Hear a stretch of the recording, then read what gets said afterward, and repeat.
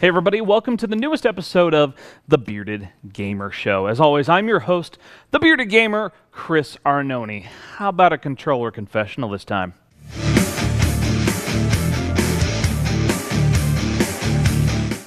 So the LA Times just put out an article and they were talking about the Xbox 360.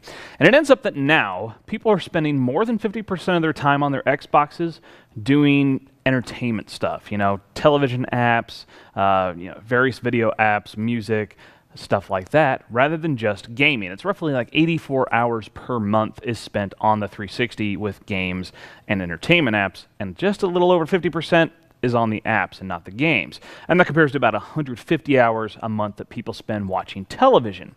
And this made me really start to think, and maybe even worry just a tad, about our gaming consoles. Now, I appreciate the push for an all-around entertainment unit. It gets more people buying the consoles, and the more people buy the consoles, the more money gets pushed into gaming. I mean, really, that's kind of how it works. And so I think that's cool, and admittedly, I do use my 360 and my PS3 for more than just playing video games.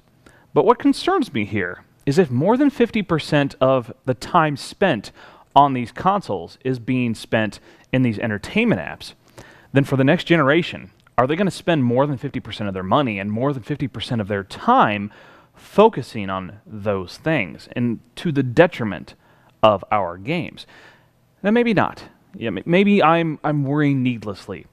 But this concern really is there for me, is that, primarily people like us, gamers, core gamers, we buy our consoles for gaming. The other stuff, that's just, cool bonus stuff. It's not the primary resource. It's not the primary reason we buy it. But a lot of people, a lot of the sales, and especially if you see how much Kinect is selling, that tells you that a lot of people are going out and buying these to hook up to their TVs to use as an all-around entertainment device. And that concerns me. That makes me worry that they're going to pull back from focusing on games and just blitz everything else instead. And that's a concern. Hopefully it's unfounded. But then I wonder if maybe this whole entertainment thing on consoles is a short-lived venture. For instance, my girlfriend has a smart television, a Android-powered Google TV.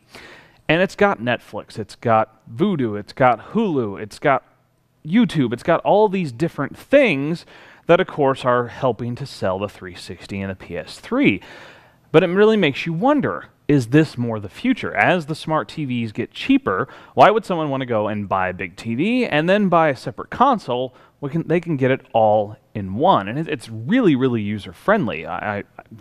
She's not a gamer at all, and she loves her smart TV and has no problem getting around and downloading apps and running stuff and doing all that stuff.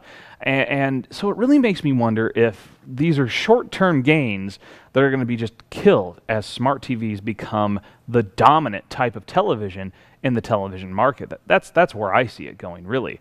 And are the developers, the creators of these consoles, going to spend so much time on these entertainment apps just to have it wasted and then have a less than stellar gaming machine because they didn't put enough focus on that?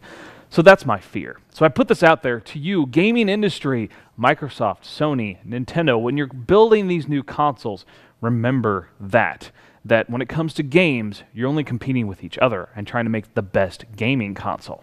When you're competing across entertainment, you're competing with a lot, and you never know when what you're building will just completely fall out of favor. So please, please, keep focusing on the games. That's why we buy it. That's why we want it. That's why I make this show. See you guys next time.